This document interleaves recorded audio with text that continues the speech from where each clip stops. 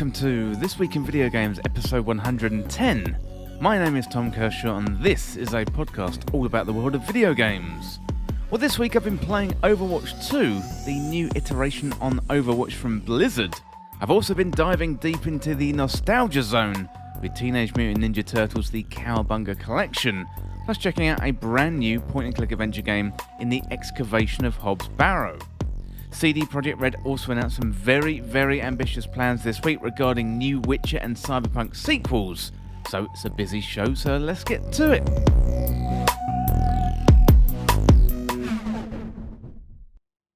And welcome to the show, everyone. I hope you're well and you're having a good week. Yeah, I'm good this week, and this week Overwatch 2 launched. Well, kind of. It has been a rocky launch from Blizzard, given the DDoS attacks and the move to free-to-play, and also the phone number issues as well that many players have had. But I did manage to get a few hours into the game this week, so I'm going to bring you my review of Overwatch 2 later on in the show. Well, CD Projekt Red were back this week and announced loads of new games, which seems highly ambitious, and some might say over-promising, given how long it took to develop Cyberpunk 2077, only for that to release in a very undercooked and subpar state. Well, we're going to have to wait and see what happens, but their roadmap really does look good, if they can pull it off. Well, Nintendo unveiled their first trailer for the Mario movie this week, with Mario's voice sounding very much like every other Chris Pratt voice he's ever done, rather than something unique for Mario. However, the trailer did look very cool, and it had Bowser attacking a frozen penguin castle, and it looks like the folks over there at Illumination have done a very good job, so I look forward to that coming out next April. Well, Sony also announced a potential remake of Horizon Forbidden West this week, which does seem quite unnecessary. It appears as if they're laying the groundwork for the TV show to come out, following on from the success of The Witcher and Cyberpunk's Edgerunners, both appearing on Netflix, then causing a bump in sales and playtime off the back of the release of those series. So Sony, they're definitely making some interesting decisions when it comes to remaking games, although personally, I really enjoyed The Last of Us Part 1. Well, before we get stuck into it today, it'd be great if you could leave a review over there on Apple Podcasts. Really helps the podcast get some more eyes on it. I do have a link in the podcast description, so if you like the show and you want to leave a review, I'd really appreciate it. Plus, I'll read out a review on a future episode of the podcast. Also, if you want to support the show further, check out This Week in Video Games on Patreon, and you can check out all those Patreon benefits. Okay, that is my waffly intro out of the way, so let's check out what I've been playing this week.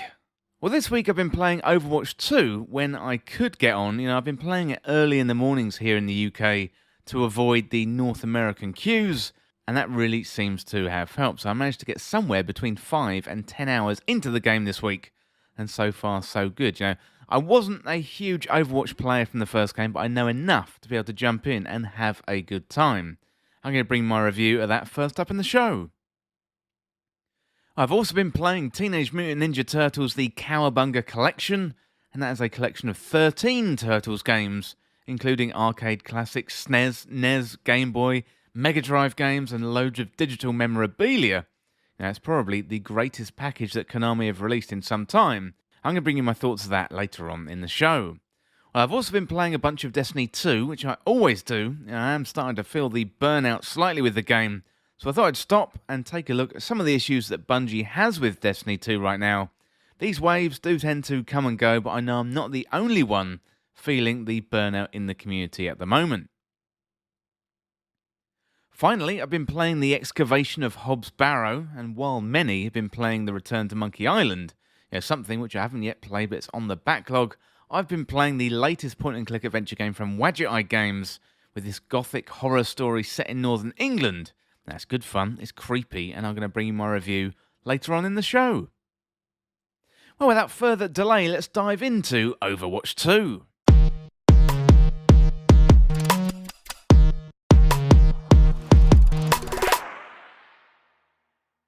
Overwatch 2 released this week after a couple of successful beta tests earlier in the year, plus the original Overwatch has been sunset. This one is an iterative change rather than a huge redesign for Overwatch, which was considered many people's Game of the Year back in 2016. Much has changed in the looter landscape since then, with the emergence of high-quality free-to-play games, season passes and battle royale. So can Overwatch 2 stay competitive in today's environment? Well, let's find out. Overwatch 2 has been released replacing the original Overwatch 1 and minus the promised PvE mode back at the unveiling of the sequel. It's much more of an iterative change than a complete redesign, which is probably a good thing, given Overwatch had massive success. And it was one of the breakout hits of 2016, and until that content dried up, it did enjoy a few good years of being the major player in online shooters. It may look the same and feel similar, but dig under the surface and you are going to find a good amount of changes that freshen up the Overwatch franchise. At the core, Overwatch 2 is still a hero-based shooter. It's big, it's colourful, with fluid-feeling shooting mechanics and great character interactions. Now, at launch, we've got 35 characters to play with. They are all very different, they've got their own unique personalities and arsenal to master.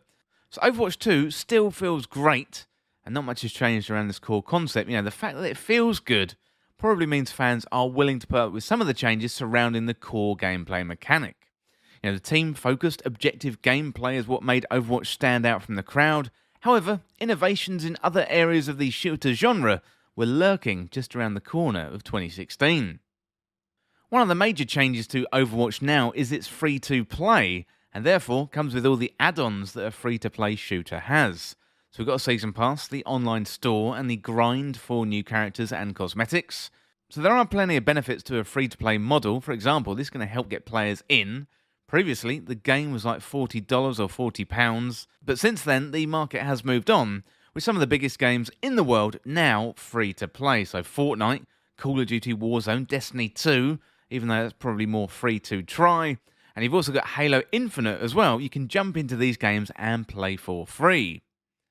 Destiny 2 is probably a little limited in what you can play for free, but you can still jump in and have an arena-based shooter experience. Now, all of these games have battle passes or season passes, all have microtransaction stores filled with cosmetics and sometimes even more. So it does make sense for Overwatch to do this in this day and age. Putting the game behind a paywall immediately puts the game at a disadvantage in a very, very crowded market. The introduction of a free-to-play model is a big change for Overwatch, but it doesn't really affect the gameplay. The biggest change to gameplay for Overwatch 2 has been the move to 5 versus 5 compared to 6 versus 6 previously. While this only represents a small change to the roster of an individual match, so going from 12 players on the field to 10, this is a big shift and has far-reaching repercussions for teams. Some long-standing Overwatch teams who used to be made up of 6 players now have to move to 5, meaning one player is going to miss out. More importantly, this has an impact on the match dynamics and focus, as well as the gameplay rhythm. And it does emphasise more individual play rather than team play, which had been the major focus of Overwatch previously. Well, teams are now made up of 2 DPS, 1 tank, and 2 support characters. This means fewer tanks in matches. So, in the original Overwatch, Winston and Reinhardt were probably the most popular tanks on the field, and this change is hopefully going to even things up when it comes to tank selection. It creates an interesting situation where teams only have 5 players, given the tank has to try and be at the point of the vanguard and also attack or drive forward the objective, but then they've got to be soaking up the damage from the rear as well. It means a split role and an increased amount of responsibility for tanks, whereas this role was taken up by 2 players before. So on the positive side, this does mean more exciting matches. On the negative side, it probably means more popular tanks are being used more often, meaning less variation. I don't know about you in the opening week of Overwatch 2, but I think I've seen loads and loads of Reinhardt, and that might be because we're down to only 1 tank. Well, originally when Overwatch 2 was unveiled, the PvE component was going to be a huge part of the package. With that gone, there needs to be a material change in the Overwatch 2 experience, and the team composition represents a meaningful change to the game. It's something which has shaken up the meta and also refreshed the gameplay.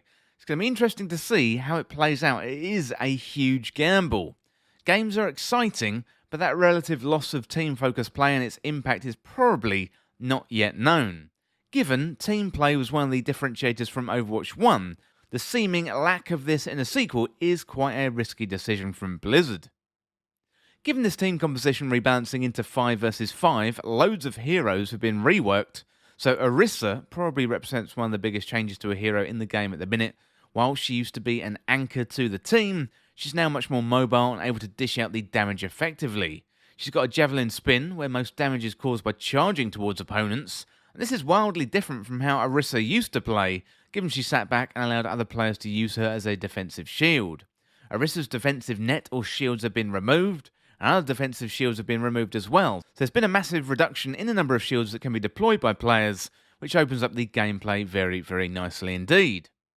As well as the character reworks, there's also new heroes being added too, one new character in each class, bringing up the full roster to 35 at launch. So we've got Sojourn is the new damage hero, who's a rapid-fire machine gun, and also offers something slightly different to Soldier 76. We've got Kiriko, she is a fast and nimble healer, able to quickly dash in and out of combat and deal damage with her ninja stars. Junker Queen, on the other hand, is a new tank hero. She's very effective when it comes to being aggressive on the field. She's got an axe, a knife, and a shotgun. So all the new characters, they're very well designed and have the personality you'd expect from an Overwatch character. We've also got a new gameplay mode too with Push. We've got to move a robotic vehicle to a location, so the robot spawns roughly in the middle.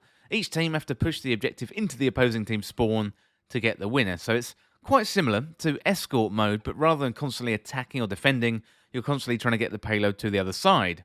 Similar to a real-life tug of war, it gives both teams a focus, and the momentum can shift and change as the match goes on. It's good fun, and I really think it has a bunch of potential. So Push is a new addition, but things have been removed as well. So loot boxes have been removed. I think the game is going to be all the better for it. Loot boxes have been replaced with a season pass, much like we see in other free-to-play games. The season pass costs around £10 or about 1,000 Overwatch coins, and that probably equates to about $10 as well. So each season is 9 weeks long, and we've got tiers to climb to unlock various cosmetics. So you've got all new voice lines, clothing, colour variations, and it all feels very familiar when it comes to other games like this, like Fortnite, Rumbleverse, Fall Guys, and Multiverses. Each new season, we're going to get a new hero, a new map, or maybe both. Blizzard's got some big plans for the season model with new characters, maps, and even new modes coming. So hopefully they've learnt from the first game and the content won't go through a massive drought as we saw with Overwatch 1, which ultimately led to the decline in the player base of the first game. Given now it's free to play and Blizzard has a steady stream of features ready to go or coming down the pipeline, hopefully this isn't going to happen again, at least in the short term. The Battle Pass is very interesting and offers up some incentives to play for in terms of premium Battle Pass owners. So on the free track, you're going to get rewards on 20 of the levels, or basically every 4 tiers. And if you're a new player and go for the free track, then you're going to unlock Kiriko at level 55, and the new heroes in the same way in future seasons. So level 55, you are going to have to play quite a long time. New players also have a limited number of heroes to play with when they start. I think it's 13. However, if you owned Overwatch 1, then you're going to start with all 35. So everyone who logs in during Season 1 are going to have access to Sojourn and Junker Queen. While the PvE mode didn't make the cut for launch, it is due in 2023, so that is going to be story-heavy, filled with Overwatch lore, and has the potential to really set it apart from other shooters. Destiny 2 has been doing really good story content for a couple of years now, so if they can get anywhere near that level of storytelling, I will be a happy customer. I can't finish up this review without mentioning the launch, which has been close to an absolute disaster for Blizzard. So shortly after launch, Blizzard have been suffering massive DDoS attacks, huge queues of players, meaning players either can't get in or they're being thrown out of matches having to wait hours to get in the first place. While it's not new for online multiplayer games to have rocky launches like this is probably the worst I've ever experienced. So I've been avoiding the queues so far, playing when North America is asleep. That's early here in the morning in the UK, but I've seen screenshots of queues in the tens of thousands and clips of people being thrown out of matches due to errors. I tried to play on Thursday or Friday night, so after having to wait to play the game for an hour, I then got thrown out of about 3 matches in a row, halfway through the game, and really that was it for me, It must be hugely disappointing for Blizzard and players alike, and hopefully this is going to get fixed really soon. Overall though, Overwatch 2 is a lot of fun. It may be missing its long-awaited PvE mode at launch. It's also added enough changes to the game to help it feel fresh. The 5v5 mode mixes up the gameplay and the new push mode is a lot of fun. The new heroes are excellent, and some of the changes to existing characters are really interesting, but we're going to have to wait and see and play it more to see how it all pans out.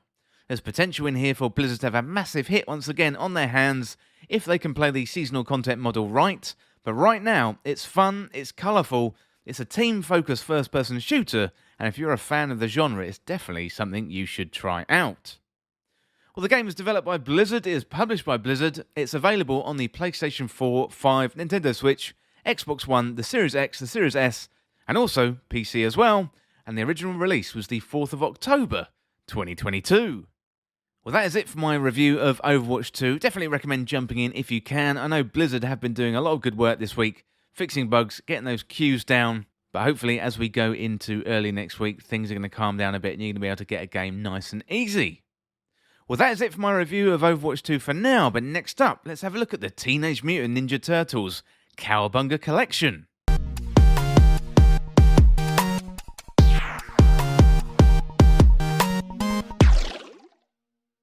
"2022 has been a big year for our heroes in a half shell.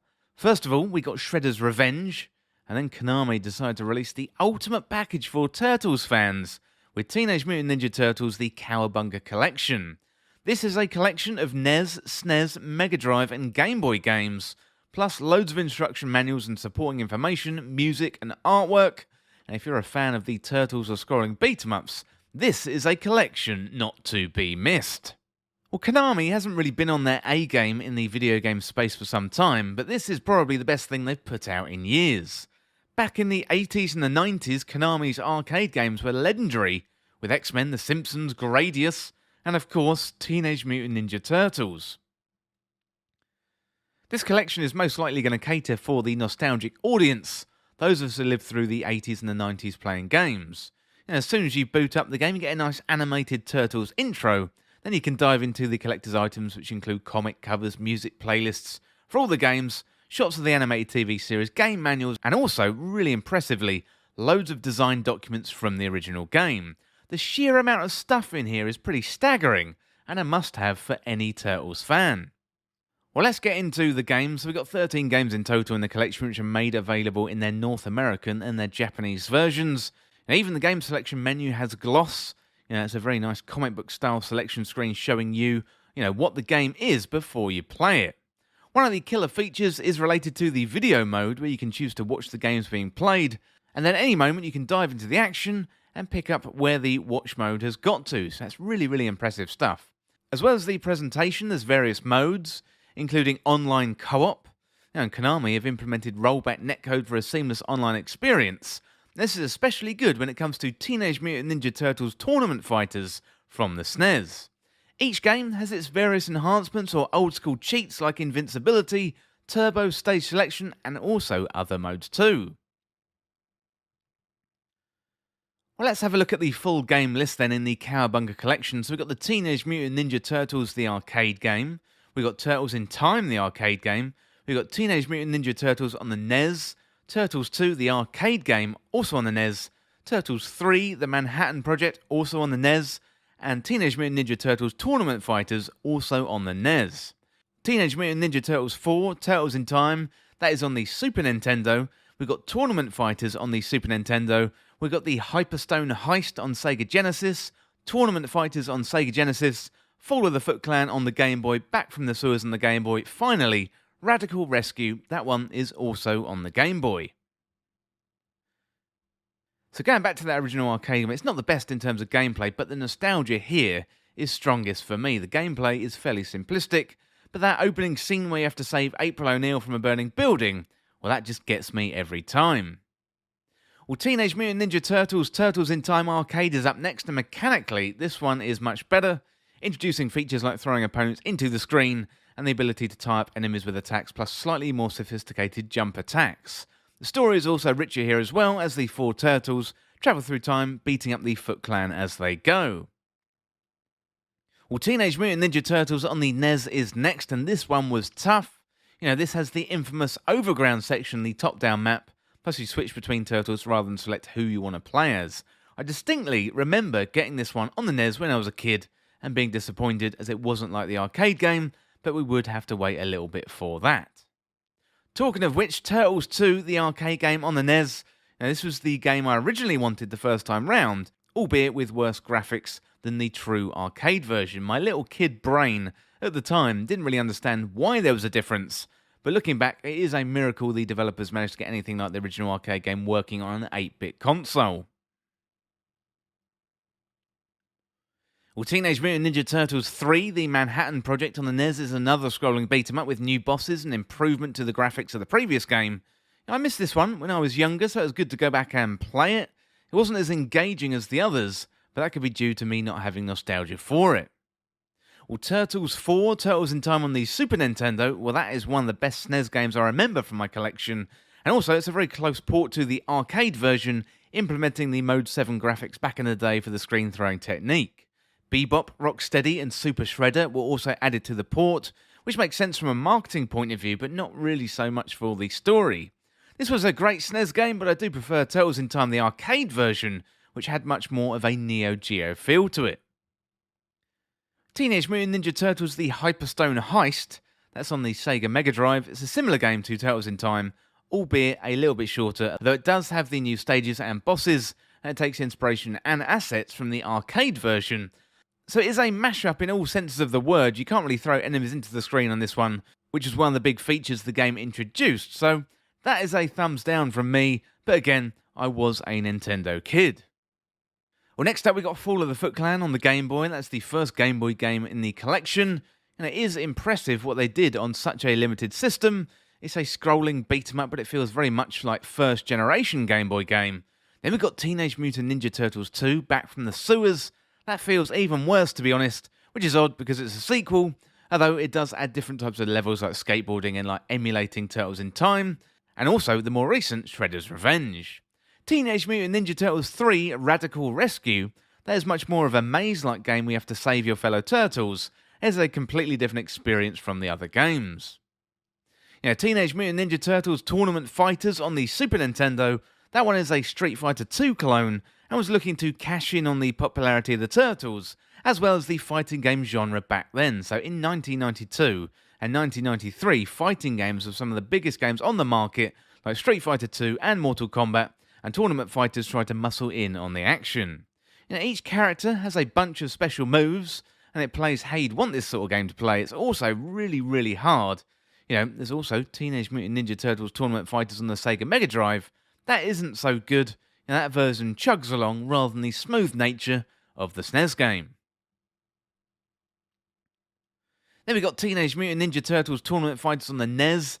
That one really shouldn't be on an 8-bit system, so while it's possible to do it, that doesn't mean you should do it. It would be good fun if nothing else was available, but unfortunately for this game, there's 12 other options. It's not for me, but I'm sure someone could appreciate it. Overall, Teenage Mutant Ninja Turtles The Cowabunga Collection is the ultimate collection of TMNT games. I thought having Shredder's Revenge released this year was a treat, but this collection is almost unbelievable as a Turtles fan.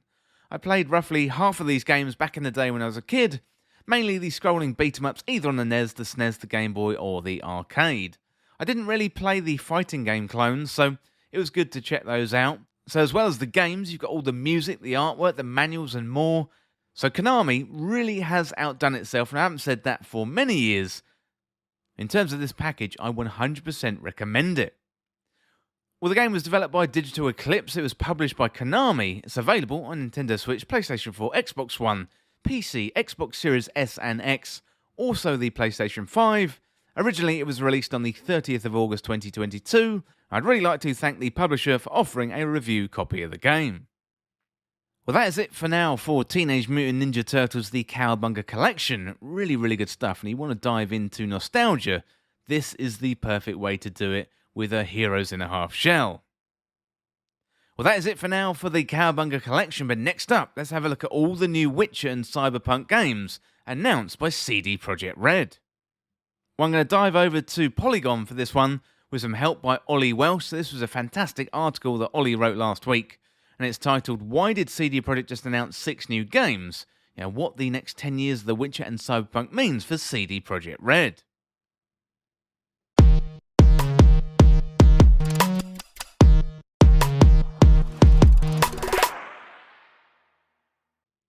In a long-term strategy update on Tuesday, CD Projekt laid out an extremely ambitious development plan stretching far into the future, and included confirmation of no less than 6 new games, in addition to the new Witcher game it had already discussed.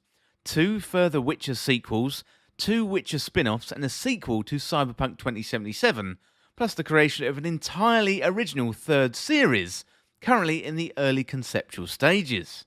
CD Projekt wisely put no firm timeline on any of this, but from what the studio said, it's possible to put these projects in a rough release order and to explain where the resources to make them will come from. In the near future, CD Projekt Red, the company's main studio, comprising of 3 development hubs in Poland, remains focused on finishing a PlayStation 5 and Xbox Series X version of The Witcher, due this year, and the Phantom Liberty expansion to Cyberpunk 2077, due in 2023. After that, the next 3 games in development pipeline all belong to the Witcher franchise, and 2 are in pre-production. The first is called Sirius, the codename for a single and multiplayer game made by the Boston studio The Molasses Flood, which CD Projekt acquired last year, and which made co-op survival game Drake Hollow. Also in pre-production is Polaris, the first game in the new Witcher saga made by the core CD Projekt Red team. And next up is most likely Canis Majoris, a full-fledged Witcher game but separate from the new saga and made by an external studio. Beyond this trio, CD Projekt Red explains to follow Polaris with 2 sequels in the space of just 6 years. Meanwhile, Orion, the next game in the Cyberpunk universe, will be made by a new CD Projekt Red studio in Boston, as well as the CD Projekt Red Vancouver, formerly Digital Scapes, another recent acquisition. Hadar is the new IP, and it's a more distant prospect, and CD Projekt Red is working on the setting, hasn't begun any kind of actual game development. There's at least a decade's worth of new game releases here, and it's very rare for any publisher or developer to say out its plans so far in advance. It also represents a radical expansion for a company that until this year only worked on one major project at a time and took its time about it. The Witcher 3 and Cyberpunk 2077 were in production for 4 to 5 years apiece. Now, CD Projekt is talking about managing 2 to 3 projects at internal studios simultaneously, plus working on an external studio for the first time on anything bigger than a mobile game. It is, in short, an extremely aggressive plan, and revealing it in full is a surprising, almost unprecedented PR move. So the question to ask is, what is going on here? Well, one reason CD Projekt's motivation is hard to pass is there's so much going on in its messaging, in addition to announcing its huge production slate across a 15-minute strategy video, an investor call, a presentation document, and several further deep dive videos on marketing, culture and technology. CD Projekt seems to anxiously talk about a range of topics, including expanding into multiplayer gaming while retaining a focus on single-player experiences, transitioning from its own technology to Epic's Unreal Engine 5, expanding further into film, TV and mobile gaming, promoting a healthy and sustainable working culture across its group of studios, improving both the quantity and the quality of its product, all this and announcing its change to Leadership 2, with joint CEO Marcin Iwinski moving back to a non-executive position as chairman of the board. Well, there's no doubt this company and its investors were shaken by the response to Cyberpunk 2077, which launched in late 2020 in such a rough state that PlayStation took the extreme step of withdrawing its PlayStation 4 version from sale. Earlier this year, it was reported that CD Projekt's stock price has slumped to a quarter of its value before the game's release, with sales of Cyberpunk 2077 now hitting 20 million. Helped along by the success of a new Netflix anime Cyberpunk Edgerunners, CD Projekt is not struggling financially, but it's certainly going to be keen to rebuild its confidence in its ability to make games and drive up that stock price. The repeated insistence on game quality, the extensive discussion on how Unreal Engine 5 will streamline the development process, and the stress placed on growing network of internal and external studios all seem to design to offer post-Cyberpunk reassurance. But the extent of the announced plan goes so far beyond that, and so far beyond CD Projekt's capacity to deliver thus far, according to its track record, that it seems the company has a loftier goal here than just reassuring everybody that its next games won't be buggy messes. Overall, the presentation seems bent on changing the very conception of the kind of company that CD Projekt is. So since The Witcher 3, CD Projekt has projected an image similar to that of Rockstar Games, a top-flight developer moving at a deliberate pace from one mega blockbuster to the next. This new vision of the company working across 3 properties and 3 or more projects simultaneously is quite different. The explosion of activity around The Witcher in particular suggests a way a publisher like Ubisoft seeks to exploit the likes of Assassin's Creed with a continuous stream of new games, and coincidentally, Ubisoft made its own raft of more or less nebulous Assassin's Creed announcements recently, but perhaps Blizzard is a closer comparison, an entity halfway between a publisher and a mega studio with multiple internal teams working on a handful of cherished properties. Well, this seems to be the image that CD Projekt now wants to project. The last question is, to whom it is projecting that? One credible answer is prospective employees. Some of the videos came across like an extended recruitment ad, and the company certainly has a lot of staffing up to do. Another theory might be that CD Projekt is showing its wares to present itself as an attractive acquisition prospect as a wave of big mergers continues to roll through the industry. Or it could be the opposite. Now, given the company's depressed share price and remaining CEO Adam Kaczynski's past insistence that the company is not for sale, which he reinforced with the talk of its complete independence in the strategy video, it seems most likely that CD Projekt is actually trying to bolster its value and rally its shareholders against the temptation of taking a quick buck from some prospective buyer. Stick with the company, its leaders are saying, and a bright empire-building future awaits. Well, it is a compelling vision, now CD Projekt just needs to deliver it. Well, that was an absolutely fantastic piece over there at Polygon by Ollie Welsh. I'm going to put a link down below in the description or the show notes, so definitely go over to Polygon and show them some love. Well, some really, really exciting announcements there, but next up, let's have a look at the all-platform charts.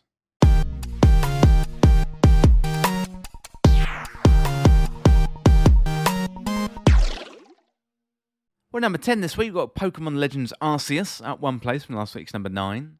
And number 9 this week, up 2 places from last week's number 7, it's Animal Crossing New Horizons. And number 8 this week, down 3 places from last week's number 5, it's Grand Theft Auto 5. And at number 7, down 1 place from last week's number 6, it's Minecraft. At number 6, up 2 places from last week's number 8, it's Horizon Forbidden West. And at number 5, down 1 place from last week's number 4, it's Nintendo Switch Sports. At number 4, down 2 places from last week's number 2, it's Mario Kart 8 Deluxe.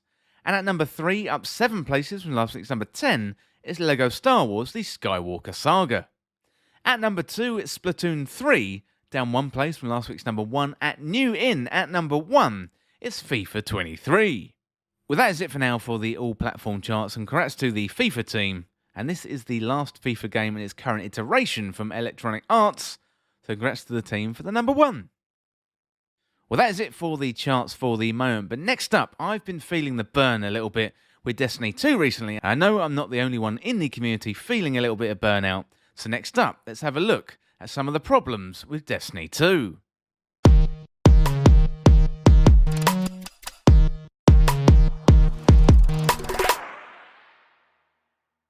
It's about that time of year, we're mid-expansion and plenty of players are feeling burned out in the Destiny 2 community.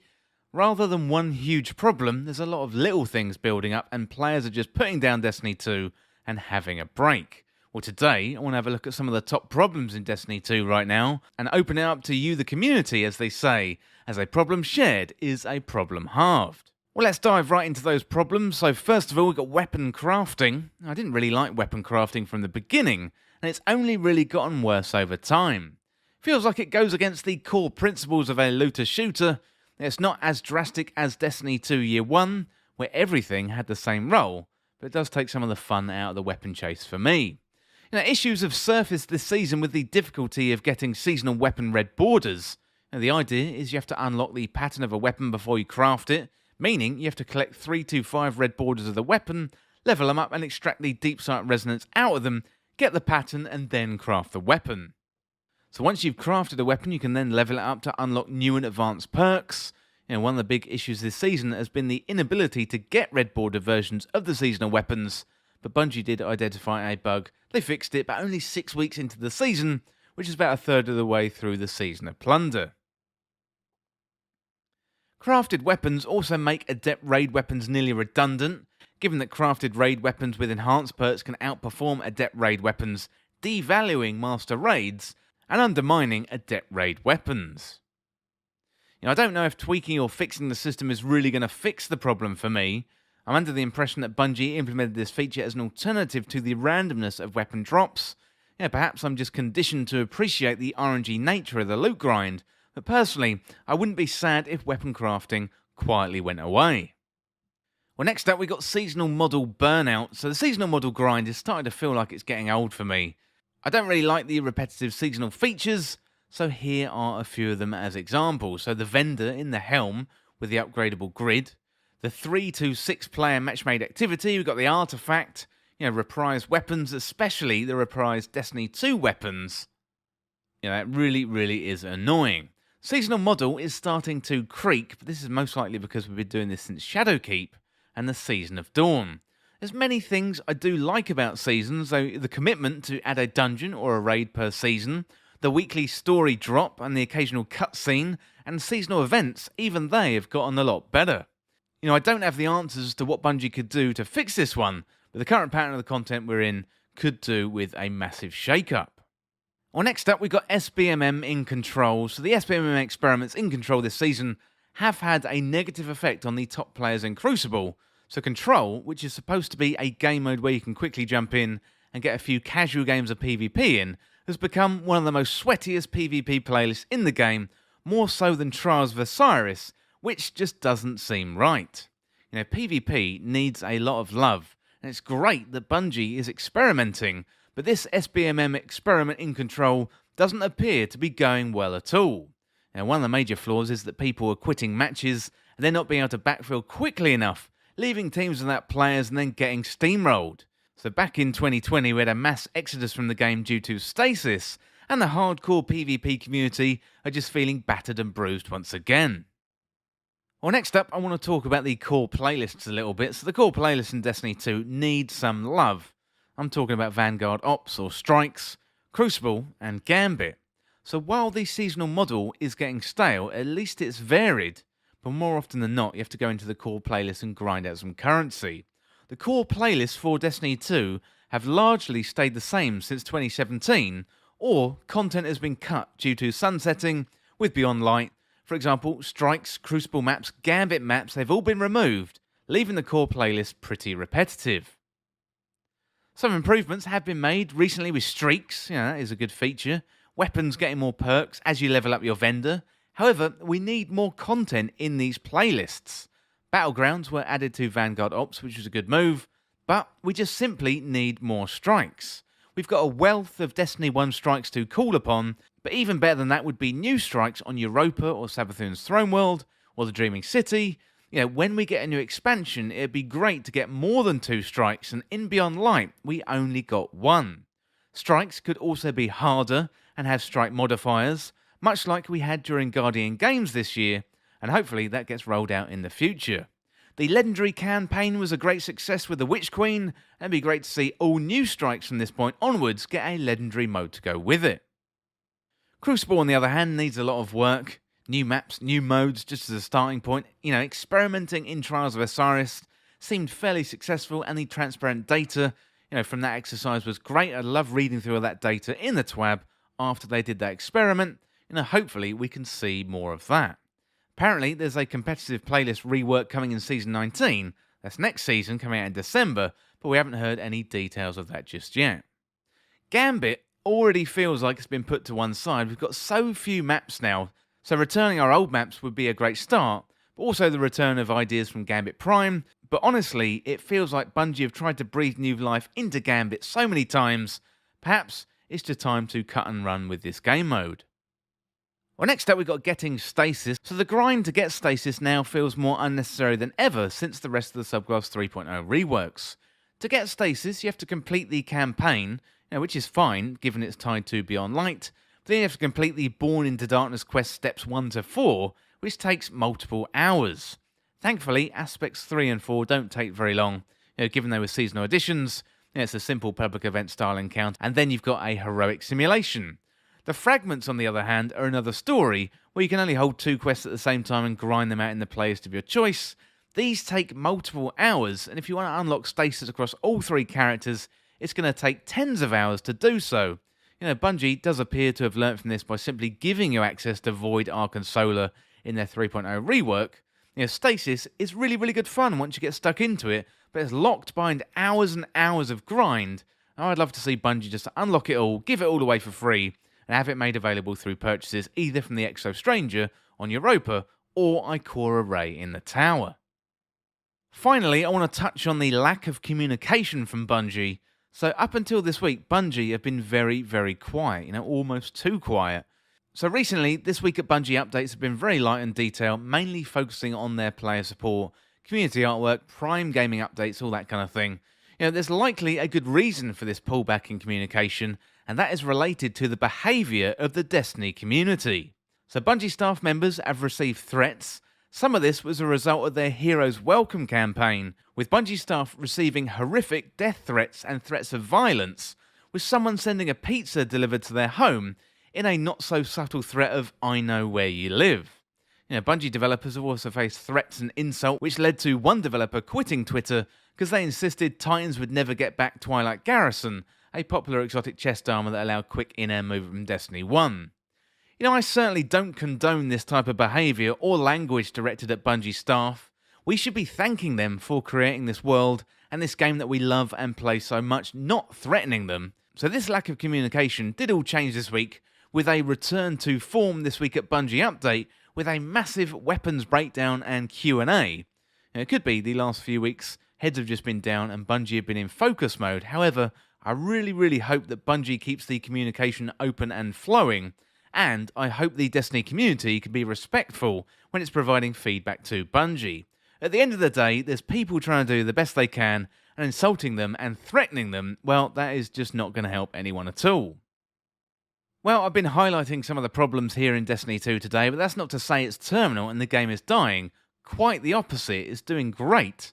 But I reckon there's a few things that Bungie need to do to address to make it even better. So there's plenty of things in the game which feel great right now, including story content, sandbox balancing, raid variety, perk design, and the light subclass 3.0 rework. All of these are great examples of Bungie doing their best work. Well, that is it for this look at the top problems that Bungie need to solve with Destiny 2 right now. But next up, let's dive into something completely different. I'm going to dive into a point-and-click adventure. I know everyone has been playing the Return to Monkey Island recently. Personally, can't wait to jump into that and play that myself. But I've been playing a different game. This one is the latest from Wadget Eye Games. This one is the excavation of Hobbs Barrow.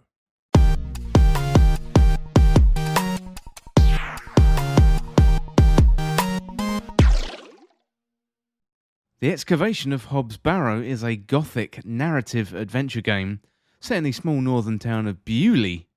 Wary of outsiders and damp with rain, this Victorian town is the perfect setting for this excavation mystery and adventure where we follow the exploits of Thomasina Bateman trying to solve the mystery of Hobbs Barrow.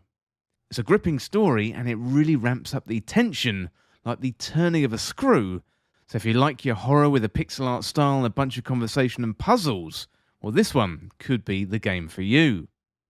The Excavation of Hobbs Barrow is a point-and-click adventure game developed by Cloak and Dagger Games, published by Wadget Eye Games. It's a folk horror tale set in rural Victorian England and focuses on the story of Thomasina Bateman, who's been called up to a small northern town called Bewley by the elusive Leonard Shoulder. Thomasina is a barrow digger, excavating ancient burial sites and looking for lost relics of the past. Well, Leonard contacted Thomasina by letter, inviting her to Bewley to conduct an excavation of Hobbs Barrow. However, when she gets to Bewley, no one in the town is willing to help, and there's whispers of danger when it comes to Hobbs Barrow. Leonard Shoulder, the man who invited Miss Bateman to Bewley, well, he's nowhere to be found. It turns out that Hobbs Barrow isn't even on Mr. Shoulder's land. Well, Bewley is small and the townsfolk are suspicious of any outsiders, especially Cyril, who stands watch for any newcomers who get off the train. Bewley itself is small and there's a pub called the Plough and Furrow, where Thomasina has set up temporary residence for the duration of her expected excavation, plus you got a local blacksmith, a rather grand church, and the town is looked over by Lord Panswick. He's a private man, and the townsfolk are very wary of going near his manor. Well, Thomasina has ventured ahead of her assistant, who's due in Bewley the next day with her excavation equipment, so she sets off about town trying to find Leonard's shoulder, who's promised her more details about Hobbs Barrow. Well, unfortunately, Thomasina can't find Leonard anywhere, and when questioning the townsfolk, no one appears to have seen him for a long time. Leonard lives out there on the moors and she checks out his house with a local vicar, but again, we can't find Leonard anywhere, so Thomasina attempts to solve the mysteries of Hobbs Barrow by herself. Well, this one is a classic point-and-click adventure game. It's got great characters, a really interesting story, and it managed to hook me very, very quickly. Plus, it's got great pixel art graphics. So if you're familiar with other point-and-click adventure games from the 90s, or have played any other Wadget Eye Games recent releases like Unavowed or Strangeland, then you're going to be familiar with this style. So one of the nice features here is you often get close-ups of characters' faces, which are very detailed and often harrowing illustrations of those characters. Well, the excavation of Hobbs Barrow is a gothic horror, one that ratchets up the tension as you play. The music, the supporting cast, the environments all add to this slowly rising tension, and it really, really is a great experience. The game is split into various days. We've got a set number of tasks to do per day, and when you move along to the next day, the characters reset themselves in new configurations, new locations, and new conversations to keep the game moving and mixing things up nicely. So this is a game all about talking to the characters, getting to know them, cross-referencing details from one character to another, and uncovering new dialogue choices. There's various items to collect and store in your inventory, which can then be used to help solve puzzles or trade with various characters to help you move on to the next step. I would say the puzzles are about the right amount of difficult, not too easy, not too hard, which is a tricky balance to get right in these games. There was only one occasion when I found myself getting stuck. I couldn't figure out how to get my equipment out of the storeroom. It was being guarded by a very chatty man. You know, you'd have to invite him to the pub and he'd go on and on without letting you get a word in edgeways, finally to finish up his drink and head back to guard the storeroom. I won't give away the solution, but when the penny dropped, it was a very satisfying puzzle and also had a trace of humour too. It's not largely a funny game, it's not slapstick like Day of the Tentacle would be, for example. However, there are funny little moments. Overall, I'd say the main theme of the game is tension and mystery. You know, why was Thomasina invited to Bewley by Leonard's shoulder? Where has Leonard gone? Plus, why are all the townsfolk scared of Hobbs Barrow? Well, throughout the story, there are flashback moments which really add to the character development of Thomasina. She isn't very close to her mother. She idolised her father. You know, he had a mysterious accident one day when she was a child, and he's bedridden, unable to communicate or move. Her father was also into excavations and taught Thomasina much of what he knew about the practice, hiding treasure in the garden for her to find. Well, her mother blames her for what happened to her father, and Thomasina carries that weight around with her. The UI in the game is really nice and clean, so in the normal state you've got hardly any UI on the screen at all. It's simple, left and right clicks, plus you've got a hidden menu at the top of the screen, and that appears when you hover over it. Once you leave the plough and furrow on the first morning, you're getting access to a fast travel map, which is a nice time saver. You've also got a neat feature where you can hold down the spacebar on every screen to highlight the interactive objects. Most of the time this isn't really an issue, although sometimes objects can blend into the background, so the highlight feature does come in handy. You can also head back to the pub, the plough and furrow, to find different characters there throughout the day, who may or may not be able to provide clues to the next step. Now, if you're stuck on what to do, you can check your to-do list, which will provide you with a high-level direction on what to do. It's not going to tell you specifically where to go or who to speak to, but it's going to give you hints in broad strokes, and for me, that was really enough to progress. Overall, the excavation of Hobbs Barrow is a great package. It's got some modern features implemented on top of the classic point-and-click adventure game mechanics, and the tension just keeps ramping up, coaxing you to come back for more in a mildly uneasy way, like someone at a carnival might ask you for another round at the shooting range. Well, 2022 has been a good year for adventure games like this with the recent release of Return to Monkey Island, and if you're in the mood for more great adventuring, I don't really think you can go wrong with the excavation of Hobbs Barrow. So if you haven't played this type of game before, but you like gothic horror, again, it's going to be a recommendation from me. Well, the game was developed by Cloak and Dagger Games, it was published by Wadget Eye Games, It's coming out on the PC and the release date is the 28th of September 2022. And also, I'd like to thank the publisher for providing a review copy of the game. Well, thank you very much, and all of you out there, I really hope you enjoy The Excavation of Hobbs Barrow. Well, that was my review there of The Excavation of Hobbs Barrow. Really exciting stuff. Really creepy game, and it's a perfect game for October as you get into the Halloween spirit. Well, that is it for my review of The Excavation of Hobbs Barrow, but next up, let's have a look at what we've got coming out in the next few weeks.